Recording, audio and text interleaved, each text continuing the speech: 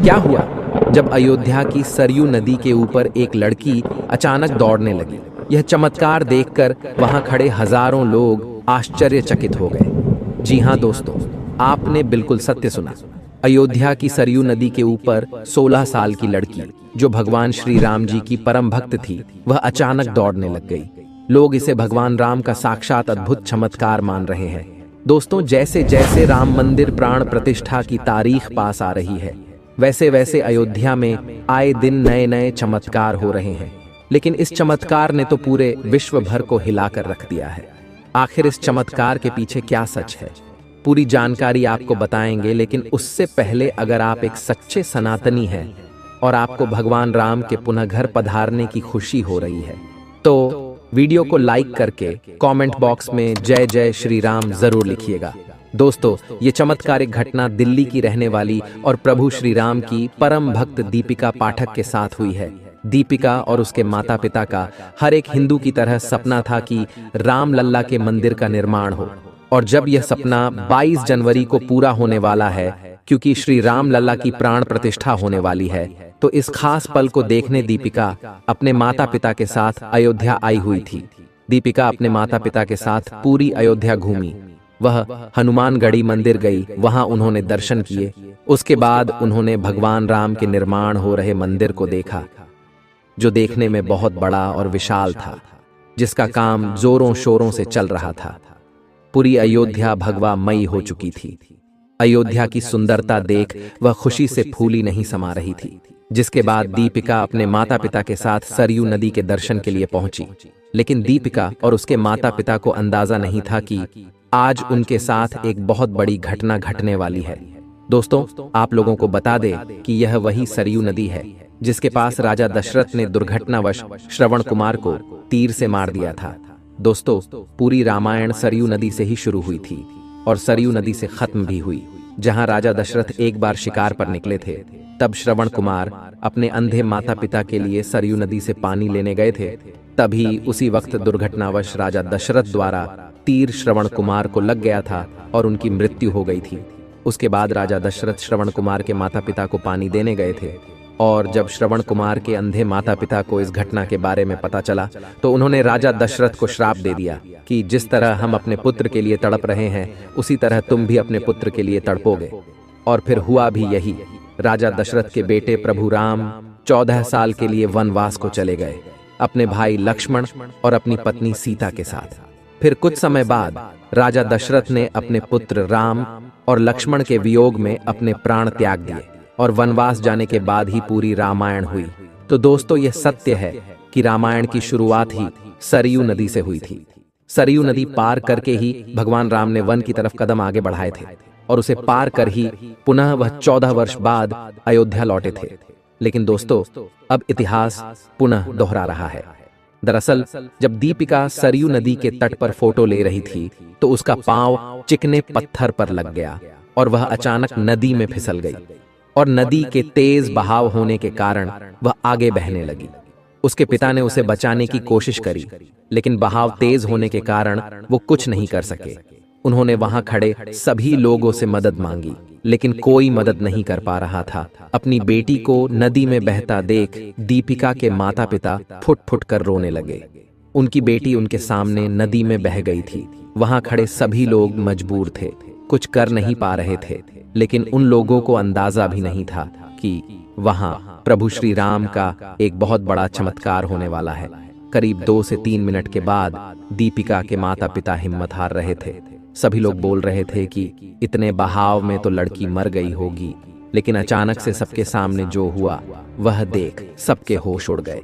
दीपिका सरयू नदी के ऊपर दौड़ती नजर आ रही थी। यह देख वहां खड़े सभी लोग जय जय श्री राम के नारे लगाने लगे, क्योंकि यह एक बहुत बड़ा चमत्कार था। मात्र 16 साल की लड़की सरयू नदी के ऊपर चल रही थी, मानो जैसे कोई जमीन के ऊपर चल रहा हो, और वह नदी के ऊपर चलते चलते अपने माता पिता के पास आ गई। सभी लोग यह नजारा देखकर आश्चर्यचकित थे। फिर जब उसके माता पिता ने दीपिका से पूछा कि यह सब कैसे हुआ, तब दीपिका ने बताया कि जब मैं नदी में बह रही थी तो मैंने प्रभु श्री राम का ध्यान किया और मुझे पता ही नहीं चला कि मैं कब पानी के ऊपर आ गई, जिसके बाद मैं उठकर नदी के ऊपर चलने लगी। मुझे ऐसा लग रहा था जैसे मैं जमीन पर चल रही हूँ। ये सुनकर वहां खड़े सभी लोग जय जय श्री राम के नारे लगाने लगे। दोस्तों, वाकई में ये चमत्कार आज तक का सबसे बड़ा चमत्कार था प्रभु श्री राम जी का, क्योंकि जब भक्त परेशानी में हो तो भगवान राम जरूर आते हैं अपने भक्त की रक्षा करने। और ये तो राम जन्मभूमि थी, फिर प्रभु अपने भक्त को अपनी भूमि पर कैसे मरने देते। दोस्तों, 22 जनवरी को राम लल्ला पुनः अपने महल में विराजने वाले हैं और यह सब चमत्कार देखकर ऐसा लग रहा है जैसे साक्षात प्रभु राम अपने घर आ चुके हैं। अपने भक्तों के बीच सरयू नदी में दीपिका का चलना और जामवंत के जैसे भालू का दिखना, फिर जटायु जैसे गिद्धों का दिखना, ये सब आम बात नहीं है।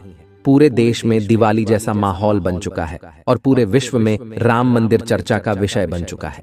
दोस्तों, कई सालों की तपस्या के बाद, कई सालों के इंतजार के बाद 22 जनवरी को हम इस भव्य ऐतिहासिक पल के साक्षी बनेंगे, जहां 500 वर्ष बाद राम जी अपने मंदिर में विराजेंगे।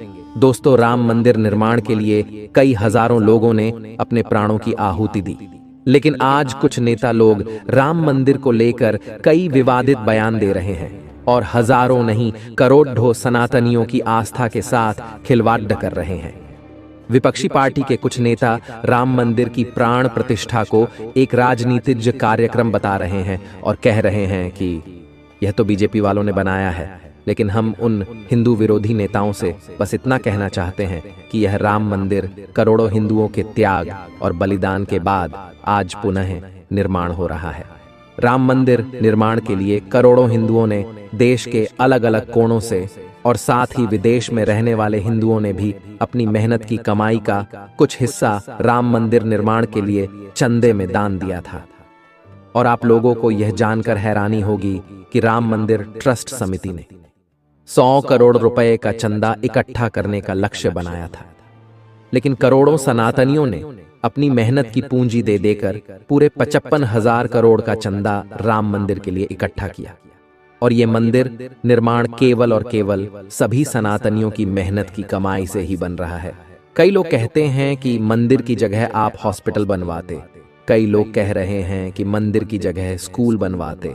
तो हम उन हिंदू विरोधी लोगों से बस इतना ही कहेंगे कि मंदिर का निर्माण सरकार ने अपने पैसे से नहीं, बल्कि हम हिंदुओं ने अपनी मेहनत की कमाई से, अपनी श्रद्धा से करवाया है। और प्रभु श्री राम जब पुनः अपने घर पधार रहे हैं तो एक एक सनातनी हिंदू का आज सर गर्व से ऊंचा हो रहा है। ऐसा महसूस हो रहा है जैसे कोई पिता हजारों वर्ष बाद अपनी संतानों के पास आ रहे हो। दोस्तों, राम लल्ला के पुनः आगमन के लिए देश के कई अलग अलग कोणों से उपहार आ रहे हैं। चित्रकूट यानी कि भगवान राम लल्ला का ननिहाल। ये राम जी ने करीब 11 वर्ष बिताए थे। जब राम लल्ला वनवास के लिए अपने भाई लक्ष्मण और सीता के साथ निकले थे, तब वह चित्रकूट अपने ननिहाल रुके हुए थे। और जब राम जी के भाई भरत अयोध्या लौटे थे और तब उनको पता चला कि उनके भाई प्रभु श्री राम वनवास के लिए गए हैं, तब वे प्रभु श्री राम को वापस अयोध्या लेने चित्रकूट गए हुए थे। लेकिन भगवान राम ने उनको अपने चरण पादुका देकर पुनः अयोध्या लौटा दिया था। उसी चित्रकूट से भगवान श्री राम जी की चरण पादुका अयोध्या भेजी जा रही है। आपको बता दें कि त्रेता युग में जो घटनाएं घटी, उसी को ताज़ा करने के लिए भारत सरकार के संस्कृति मंत्रालय और राम भक्त संगठनों के सहयोग से धर्मनगरी चित्रकूट से भगवान श्री राम की भव्य चरण पादुका यात्रा निकाली गई है। यह यात्रा भरतकूप मंदिर से शुरू होकर अयोध्या तक जाएगी। दोस्तों, भगवान श्री राम की चरण पादुका यात्रा में भरत मंदिर में रखे भगवान श्री राम के चरण पादुका को भरतकूप कुआं से जल लेकर उन्हें स्नान कराया गया है और उनकी विधि विधान से पूजा भी हुई है। और उसके बाद चरण पादुकाओं को रथ में रखा गया। साथ ही इस यात्रा में 3 रथ शामिल है, जिसमें भगवान श्री राम की सुंदर झांकियां भी हैं। साथ ही हम आपको बता दें कि देश के कई कोनों कोनों से हिंदू और श्री राम जी के परम भक्त पैदल यात्रा करके अयोध्या जा रहे हैं भगवान राम लल्ला के दर्शन करने। तो कुछ लोग साइकिल से यात्रा कर रहे हैं, वहीं कुछ लोग बैलगाड़ी से हजारों किलोमीटर की यात्रा कर रहे हैं, तो वहीं कुछ श्री राम जी के खास परम भक्त घुटनों से चल चल कर अयोध्या धाम पहुंच रहे हैं। मैं आ रहा हूं प्रभु, आपसे मिलने अयोध्या धाम। जय सिया राम, जय जय सिया राम। साथ ही कुछ ऐसी चमत्कारिक घटनाएं भी देखने को मिल रही हैं कि मथुरा से हजारों संख्या में बंदर अयोध्या पहुंच रहे हैं भगवान राम लल्ला के स्वागत के लिए। क्योंकि जब राम जी की सेना में वानर थे तो फिर जब भगवान राम पुनः अयोध्या लौट रहे हैं तो वानर क्यों शामिल नहीं होंगे। दोस्तों, 22 जनवरी को प्राण प्रतिष्ठा के इस खास मौके पर देश और विदेश की कई महान हस्तियों को बुलाया जा रहा है, जिसमें नेता लोगों के साथ साथ फिल्मी सितारे और क्रिकेट जगत के भी महान सितारे देखने को मिलेंगे। अयोध्या में 16 जनवरी से प्राण प्रतिष्ठा के कई सारे कार्यक्रमों की शुरुआत हो चुकी है और यह कार्यक्रम करीब 7 दिनों तक लगातार चलेंगे। लेकिन कई लोगों का और कई विपक्षी नेताओं का कहना है कि राम मंदिर का निर्माण अभी पूरा नहीं हुआ है और फिर भी मोदी सरकार आने वाले चुनाव को देखते हुए प्राण प्रतिष्ठा का कार्यक्रम पहले करवा रही है, जिससे उनको आने वाले चुनाव में बहुत मदद मिलेगी।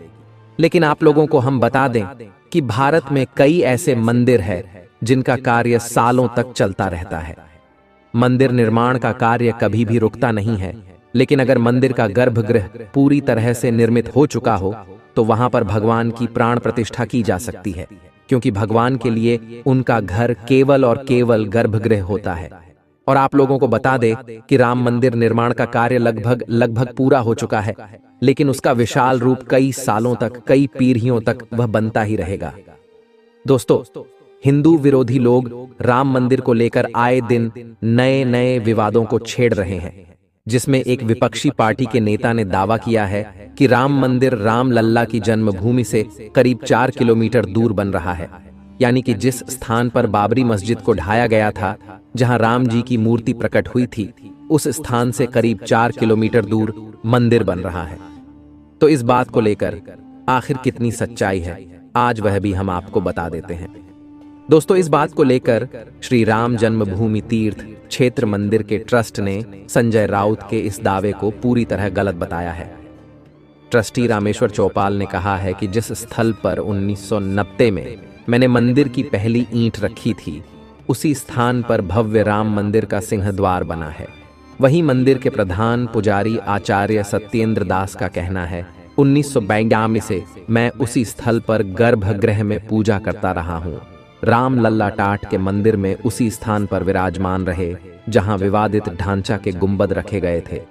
तो दोस्तों, ये बात सरासर झूठ थी, बल्कि राम मंदिर का निर्माण उसी स्थल पर हो रहा है जहां विवादित ढांचा ध्वस्त करने के बाद राम लल्ला टेंट में 1992 के बाद से रह रहे थे। और जब 2019 में सुप्रीम कोर्ट का फैसला आया था और उसके बाद भव्य मंदिर निर्माण का काम शुरू हुआ था, तो टाट के मंदिर से राम लल्ला को फाइबर के मंदिर में स्थापित किया गया और वहां के मुख्यमंत्री योगी जी ने बाकायदा अनुष्ठान करके राम लल्ला को स्थापित किया था। जब टेंट वाले मंदिर में जो गर्भगृह था, उसे चिन्हित करके वहां केसरिया झंडा लगा दिया था और वह झंडा आज भी लगा हुआ है और उसी जगह मंदिर का निर्माण हुआ है। साथ ही दोस्तों, जहां पूरे भारत में उत्सव का माहौल बन रहा है, वहीं राम मंदिर निर्माण के इस कार्यक्रम का कुछ लोग गलत फायदा भी उठा रहे हैं और अपनी अपनी जेब भरने में लगे हुए हैं। जहां कई ऐसी खबरें आई हुई हैं कि कुछ लोग भगवान श्री राम जी की प्रसाद के नाम पर हजारों लाखों लोगों से ठगी कर रहे हैं। इंटरनेट और ऑनलाइन कई लोगों ने राम लल्ला की प्रसादी का झूठा वितरण शुरू कर दिया है और हम आप लोगों को यही बताना चाहते हैं कि यह सरासर झूठ है।